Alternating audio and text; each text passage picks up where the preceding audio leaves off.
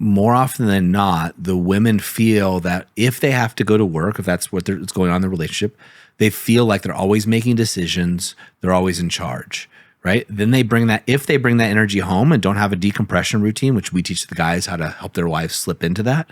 If they don't have that, then they treat their husbands like an employee. They treat them like someone that they have to manage. And then when the guy shows up as that nice guy, what the women tell me constantly, Doug, I just have another kid. I just have a big kid in the house, leaves a mess. I have to clean up after him, pick up after him. Do you think that's sexy?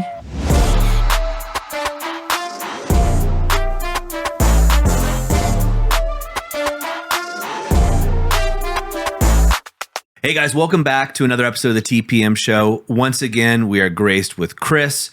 Chris is a coach with TPM and an amazing man. Now, if you haven't heard about Chris's journey, hit pause, go back and listen to that episode. It's only a couple episodes back probably at this point, depending on when these are actually distributed. But go back and listen to that. That's going to give you some context here so you get to know the man behind the mic himself.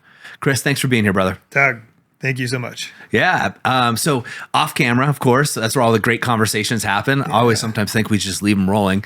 But you had a really good point that you brought to the table, and I thought we should just discuss it. Yeah. It's something that I just kind of recognize as just working with men and hearing their stories and their relationship. And then it kind of pulled me back to be like, what's gone on in our kind of modern society and what's going on in our modern relationships and why are we having so much friction and challenges?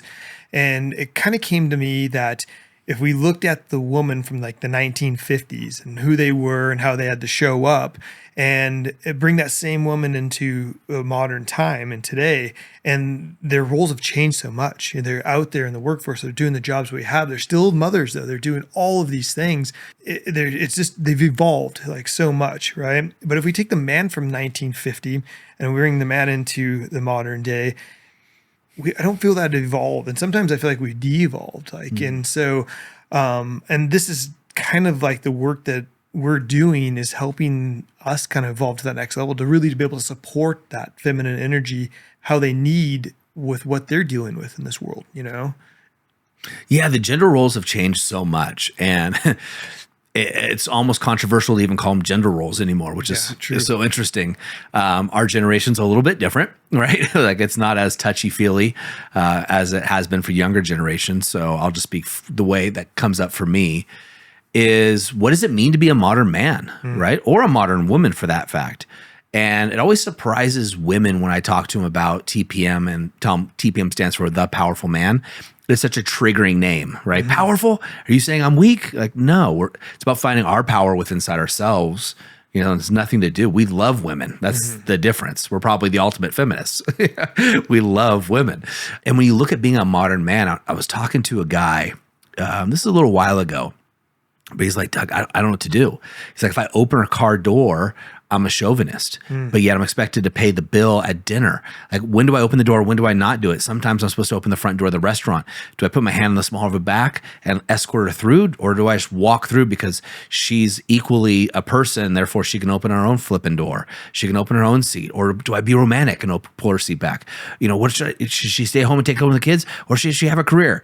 And these guys start going down this rabbit hole, and it's just crazy because they just don't know how to be. Yeah, it's true. And it's crazy. The conversations I have with guys are exactly that. They're confused. They don't know how to show up. But the conversation I have with women is so interesting because for me, what I've heard is they want that. They want those doors open, 100%. right? They want that masculine to lead. They don't want to make every decision because they're playing that world when they're out and working, right? And that's where I think we're because I know you are married to a very powerful woman. I'm married to a very powerful woman, and those are really, really difficult because they are playing that role in masculinity. They come home, and how are they going to unravel? How are they going to be back to who they genuinely want to be, right? And that's our role to do that. I think it's also stay-at-home women. So my wife, as a lot of guys have listened to this show for a while, she coaches women. I mean, that's what she does professionally when she works.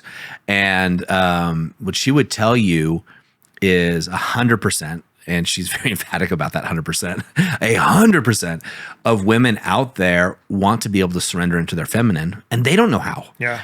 And so they're looking for the man to lead, Look, we just got back from vacation. This is not, anyway, we got back from vacation. We went to Europe with a family. I was already over there running an event in Prague. And so I flew my family over to do a family vacation, and I planned everything. I planned where we're staying, where we're going, transportation, restaurants, the whole thing. And my wife just completely melted. She's like, she was all in her feminine. She could just be free, wild. And it was an amazing experience. And I think what men don't get is when a woman's in her masculine, it's hard for her to be intimate too. Mm-hmm. And so she has to surrender into her femininity to truly be intimate. Will she have sex with you just mechanically? Sure. But not that all the guys that we work with, that's not what they want. They want passion. They want intimacy. They want their woman to want to make love to them and have great sex. Yeah, I think when we realize how to do that, how we show up, and we see them melt, is one of the most beautiful experiences we can have in our relationships. You feel more like a man than ever when your woman melts into you, and the word I want to use, and my wife will use this too, is she surrenders into me, right? And I have complete control, not from a dominant standpoint, but it could be, right? But she is basically surrendering control, her love, her compassion, all into me. She's pouring into me like, I trust you. You got this. You got me. Yeah, it's the perfect example of you led with your heart, and she felt that. Yeah. Right. And it's just, it's amazing to watch them just fall into that. And the appreciation they have is just unreal. You talked about devolving, right? And we'll go into the women too, about them, which way they're going, so to speak. And when I use the word devolve, it's just a random word, but I'm sure you've read Dr. Glover's book, which is a famous book, No More Mr. Nice Guy. Oh yeah. And so that book, for me, when I read it, it was more of like, okay, this guy is painting the whole picture of Doug 1.0, right? You know, Same for me. Now what do I do, right?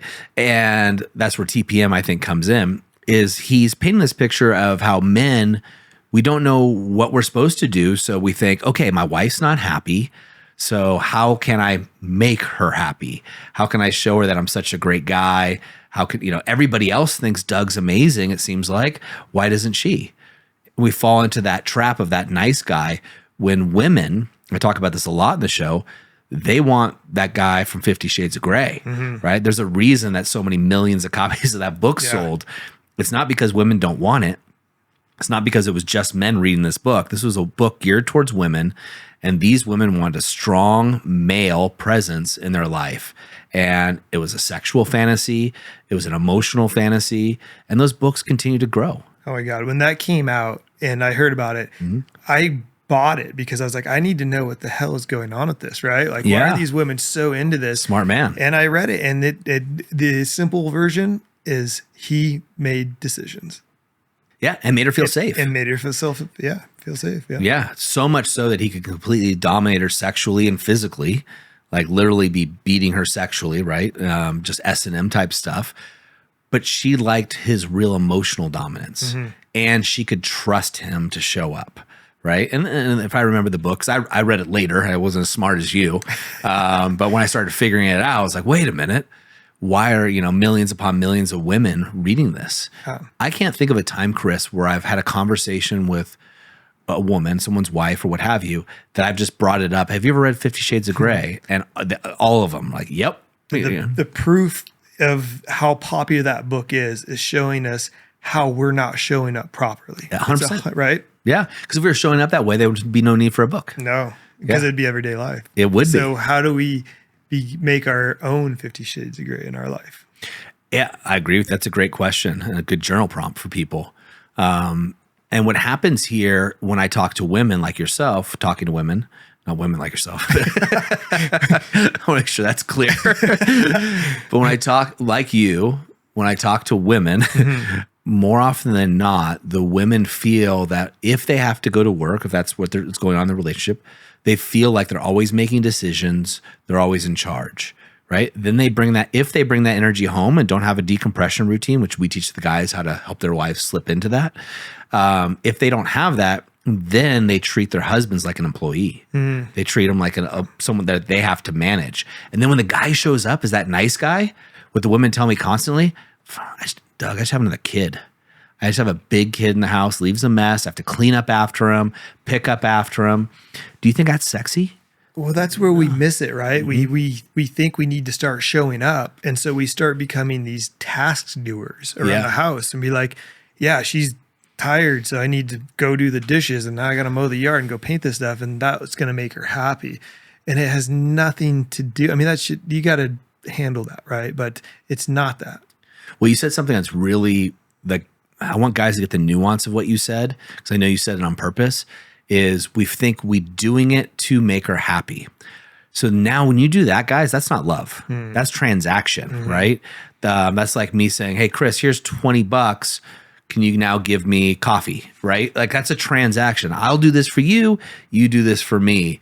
And that's not the relationship we want to be in. That's a level 2 relationship, not a level 3. And that's where the resentment comes. And then that's where the marriage becomes a death of 1,000 paper cuts because you just keep repeating that cycle and things slowly get worse. And that's the scary part is you don't recognize it because it's not this big explosion, right? Yeah. It's very slowly tearing you apart. And the relationship apart. 100%.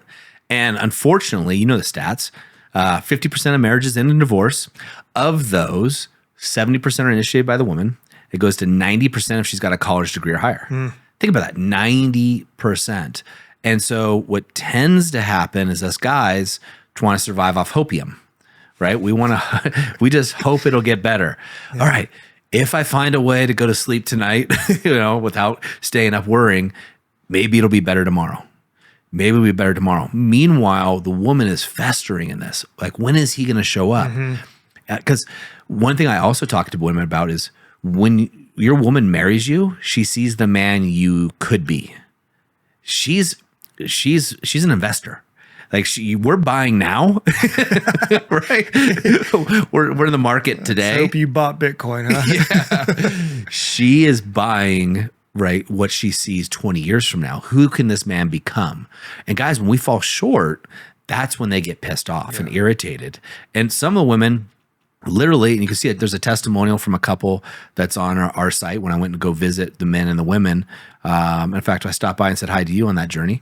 One of the women said, hey, I'm a Christian, divorce is off the table. And I thought I just had to live this life of quiet desperation. This is my station in life. God has chosen, for whatever reason, that I'm going to be in a passionless marriage, and I'm just going to have to suck it up and do what I need to do. And then this gentleman went through the program and changed everything. Yeah, I think there's so many relationships out there right now that the passion left a long time ago, and they're just in this cycle now. There's children, there's this like life, and to get that back. I think each person is kind of looking at each other to fix it, right? And a lot of times it is, but it truly is our role to step into that space and take that lead, The irony is, this is where most men, certainly men that listen to this show, where most men feel the most natural, is in the leadership role. Now, the gears might be a little squeaky, right? Because you haven't done it in a long time, especially and particularly with the woman you're doing it with. But most men that come to TPM, they're naturally leaders. They're naturally masculine men. And along the way, they've lost it because society has told them, no, you can't be a powerful, strong person. And I'm talking about inner power again, guys. Physical power is great too. But this does not give a man a license to be a dick. Like, that's the opposite of what we teach. But now they're like, how do you reclaim yourself? Like, what do you like to do for fun? How often do you go out with the guys? How often do you connect with other men? How often do you have to go ask for permission for everything you do in your house? Like, all of these things that men have forgot. A, your wife wants you to lead, right? So, but we stopped, right? B, like, at what point do you realize this is your life too? Like, this is not just her life or just your guys' life. This is also your life. And you get to reclaim parts of that. And when men do that, Chris, I've seen this 1,000 times, if not more, their woman's happier. That's the irony. He's happier. He's like, I go, how do you feel? He's like, dude, this feels natural. I'm like, yeah, because it is. This is who you really are. This is probably the way you were when you first started dating. And then you had either the whore Madonna complex, whatever, something happened. Yeah. Where you were convinced, and society usually is the culprit, but you were convinced that what you needed to be was a nice husband and be a nice guy. And that was the way to do it. Yeah. I mean, culturally, we were taught to put our priorities aside to show up for your family, for your wife, for your kids, right? And it's like the reverse. It's the complete opposite. And I see this all the time. Yeah. I'll go to the coal mine. I'll shut up. I won't say a word. I'll come home, eat dinner, turn the TV on or what have you. I'll bite my stiff upper lip, bite my tongue, won't say anything. Yeah. I did a shout out on one of my posts about just thanking those men that do go out there and do those jobs that are so strenuous, so difficult, sometimes dangerous, just to show they provide. But if some of them just need to have that little bit of time to show up for themselves because they're giving so much of themselves away. Yeah. That's what I mean. This is what happened to me, right? I felt like I was that guy. Job wasn't dangerous, but I was working 3 jobs. And I was just working my tail off to provide what I thought was necessary for my family. And during that time, I was just getting run down, like, sleeping 4 hours a night, maybe taking sleeping pills when I had to, until my body just completely crashed. I always got injured. Something happened to my body. I completely crashed. Or if I took time off, I got sick every time. Always did. It's my story. Your story. Surprisingly, it's probably a lot of guys' story. But I thought I was unique, right? Snowflake over here. So I would do that. And then when I was and during this, I would take care of everybody. My wife's tired. I'll take care of the dishes. Even I was working my butt off. Oh, you need something? I'll get it. Oh, I got you. A buddy would call up. Hey, I'm moving. First guy there. Let's go. I'll pick it up. Even though I had nothing in me. Then you fall down and you're just like, you're sick. You're depleted. You're stressed. You got nothing to give. And who's around? Yeah. Nobody. Your tank's empty. You're alone. You're resentful. And you become a dick, right? And you become a dick. You become a dick and you're mad because where is everybody? I've been taking care of all these people and where's somebody to come here and take care of me? And they don't show up. And they don't show up, not because they don't want to, but because your tank is empty and you're a dick at that point. And so then you get resentful, then they get angry and it creates this more friction and it creates a divide. And what do we do as soon as we feel better? We go double down on it. I'll show them how great I am. Yeah. I'm going to work harder. Yeah. I'm going to outwork everybody. Yep. I can outwork that next guy. I've heard that story from everybody. You get a group of 20 guys in a room, like raise your hand if you think, if you've told yourself you can outwork the next guy. I'm like, how can 20 of us outwork each other? It doesn't work that way. It's only one. But yeah, and we get empty and we do that provider thing. Yeah. Oh, also you got to be vulnerable. Yeah, you got to be vulnerable. But know when to open my car door, but not all the time. And it's a really interesting flux. And in that scenario, for a lot of relationships, it becomes passionateless, then it becomes sexless, or even worse than sexless. What I've been told by the guys, I haven't been in this situation, but is women will have sex with their man out of obligation, and the guy knows it. And sometimes she'll tell him. And they're like, man, Doug, I wish I would just masturbated or something else. It'd have been easier and better because I just feel so hollow when this happens. Hey guys, I wanted to interrupt this episode because it's dawned on me that many of you guys aren't aware that we actually have a book on how to save your marriage without talking about it. Now, thousands of men have read it, they've reviewed it, and I want to give you the opportunity to do the same. If you're interested in grabbing it, it's a short read, but it's helped a lot of men just like you. And maybe you're not interested in the activation method yet, but this is a small entry point that can really turn things around for you. Go over on Amazon. We have it priced as cheap as Amazon will let us. And that way you have a resource that you can use right now to start getting some results in your marriage. Now let's get back to the episode. Guilt, shame, all that stuff starts piling up on that. That's not what you want. Nobody wants that. Well, yeah. She's doing it out of obligation, not of love. Or not of interest. And it's just not what guys want. So we talk about this topic. And then for women on the other side, right, they're expected to, raise the kids, be the perfect mom, go to work, earn some money because you're an educated woman now. Then you got to come home. You're still expected to cook dinner and clean the house, but your husband's supposed to do it too. And then you still have to have the perfect home and all of these things that's getting piled on them. Then the man's getting all this stuff piled on him, and now they're not talking, so the resentment's built up, and they just keep missing each other. Yeah, and then you're in that cycle. That loop just loops until somebody finally says, "I'm done. I can't do it anymore." Yeah, I deserve better. I deserve better. I want more. Yeah, yeah.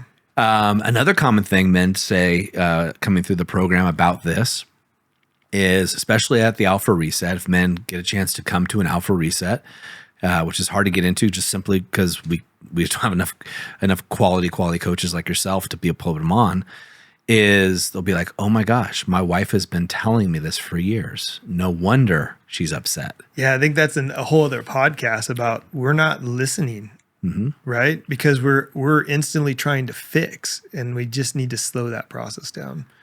Well, and I also give men credit because we're not listening. And just like we teach men how to communicate with women, there's not really a program out there for women to communicate with men. And so what we do as leaders is we take, to your point, the first step. And that changes everything. I don't know about you, but when I started to change, suddenly and miraculously, everybody else in my life was changing. It was crazy. It was all of a sudden these people that I was resenting and had all these stories about, when I started showing up differently, either my perception or they actually started following that lead of who that guy is. Yeah, reframing that. That's beautiful. Yeah, reframing, but also people are a reflection of the energy you put out, right? That's true. And when you're in a better place where you're grounded, you feel more secure. Now you're no longer seeking validation from everybody. Then therefore, validation is another word for being needy in a relationship. So if you're not constantly going to your wife like, validate, I'm a good guy, I'm a good husband, tell me I'm a good boy. Now you start to become more attractive to her because ironically, as soon as you don't need her, you become more attractive. This is what happens when we date. When we're just dating, we don't need the woman, right, that we're dating because we can go date somebody else. But for some reason, we get married and a ring goes on our finger. All of a sudden, we need that person to be our everything. And that's not fair. That the whole representation or the ask of your wife to be your best friend, your lover, clean the house, take care of you, your confidant in business, all of those things, that's an unfair expectation. Well, and when you're just need, you are the another child in the house. Yes. That's exactly what it is. Yeah. And that is more than she wants to deal with because she wants not just a partner, she needs someone that can support her. And so you have to do that work sometimes outside of the house, right? It can't be there. You can't expect her to handle all of your problems and your shit and hers. You know? Well, that's what we advise the guys, like find a group of men that you can confide in and talk to. Don't bring this all and pile it on your wife. A lot of guys just do that. They vomit all their problems onto their partner. And that's just not sexy, man. That's just not a sexy thing. I know I at least thought, Chris, like, okay, she's supposed to be my best friend. I need to share all of this stuff with her. Well, they ask us to be vulnerable. And so we're like, well, here's the blah, blah, blah, blah, vomit on them. Right. And but the other part is we aren't culturally designed to communicate deeply with another man. So of course we're going to do that to them because they're the ones that we're probably the only ones we've really been taught to be vulnerable with. Yep. Right. But we need to start having deeper conversations about our needs and wants with men we trust to help that communication. And I think when that happens, we become better in our relationship because we're practicing outside of this one person and we're not laying all of our shit on them. No, there's no need to. And also men and women communicate differently. Right? You know about collecting berries, right? And so when we do the berry dumping onto our wives, she's not ready for it. That's not what here she has her leader, her man, the way that guys do it. Because guys don't do it eloquently until they learn how to do it properly, right? And it's a skill. It's a learned skill, which is great if you're willing to learn it. But I wasn't taught it. You probably weren't taught it. The guys listening to this definitely weren't taught it either. Like, it's just not something that's normal in society. And to your point, there's a risk if I share this with another guy. Yeah. Right? If I'm playing softball, I go down to the pub or at the gym, I go, hey man, this is what's going on in my world. You know, there's a risk. He could reject me, look at me as weaker. This is a natural inherent risk. Yeah. Unless you're with men who are also willing to take that jump with you, then all of a sudden you have a bond. Like, okay, this is a safe, quote, safe space. Now I can share this with people and get feedback. And not all the feedback you get's positive, but it's true and honest. Yeah, I mean, it's how many times hey, Doug, how are you doing? Yeah, I'm doing okay. I'm doing fine.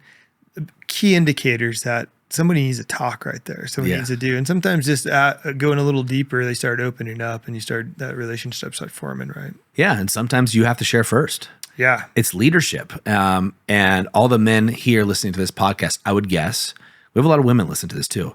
but all the men want to be leaders or think of themselves as leaders. What does a leader do? They lead by going first. That's the best leader. You don't trust a guy that's going to go, hey, go into that burning building, but I'm not going, right? Yeah. We don't celebrate those guys. We celebrate the guy who is a leader and he goes in first. Yep. He may say, come with me so we can do something, but he's willing to also go in there and do that. I think about the people that I've worked with in my life, and I've been fortunate enough to coach and work with some extremely wealthy individuals. I will tell you what, the people that I've worked with who have built themselves from the ground up, have made massive amounts of wealth, they're generally the first guy to go, okay, I'll clean the toilet, right? They'll do the quote, dirty work because they don't look at it that way. They just do it. If I'm going to ask someone to do something, I'm also willing to do it at some stage of your life. Yeah, absolutely. I mean, you have to. That's true leadership. Yeah. Being open, vulnerable, and step into that space maybe first so you help other people to get there. Yeah. Reminds me of a guy here. We'll call him a ranch hand. It's a big ranch. There's lots to be done. And he used to work on super yachts before this, all over the world. And I was doing a project on the ranch. I can't even remember what it was. And he was just smiling. And I'm like, all right. And I didn't know him as well this time. It was new. And I'm like, what is this guy smiling about? And so finally I'm like, hey, are you okay? He's like, I've never worked with someone who owns something that actually works. So he's like, this is really relieving. Yeah. But that's what it is, right? It's just like, for him, I was like, okay, cool. I'm happy to do this job because you and everybody else that comes here is willing to get their hands dirty. Yeah. Yeah, I've cleaned a lot of toilets in the last couple of years myself. Well, I mean, that's the job, right? Yeah. And we need to do this in our own homes too. I remember I know we're a little off topic here, but I remember having this conversation in my head with my wife's not doing enough at home. So my wife's a stay-at-home mom. She coaches clients when she wants to. She has the choice to do it, basically, is what it comes down to. And I remember going, well, why am I doing the dishes? Right? Why she's got all day, that whole story.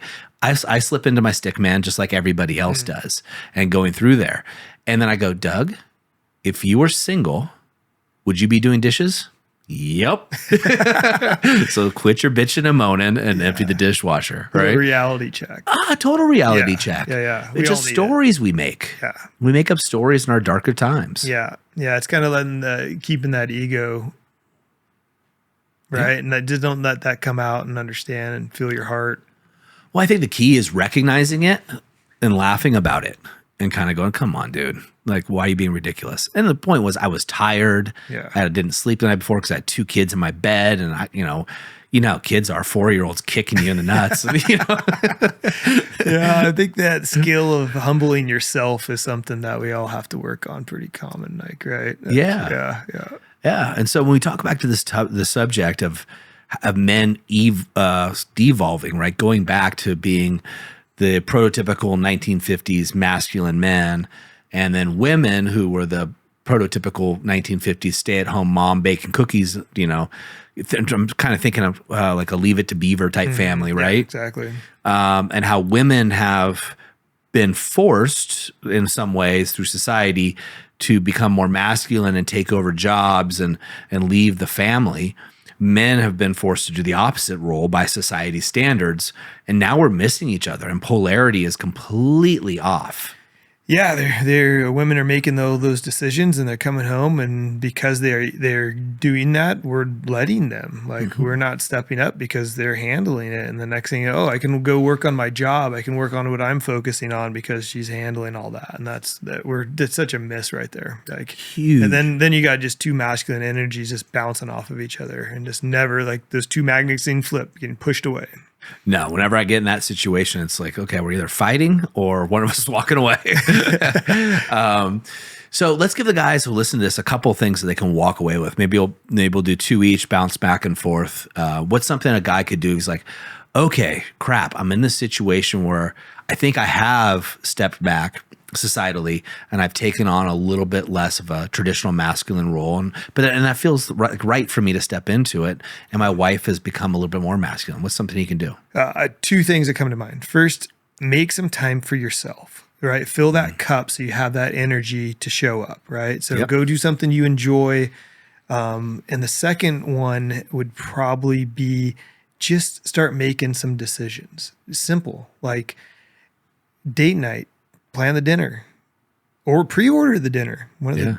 Just start making decisions.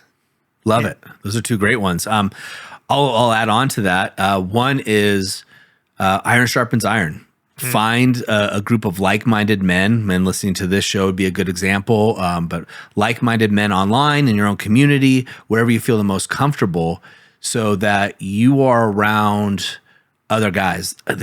Side, but I remember in first grade, I've talked about this before.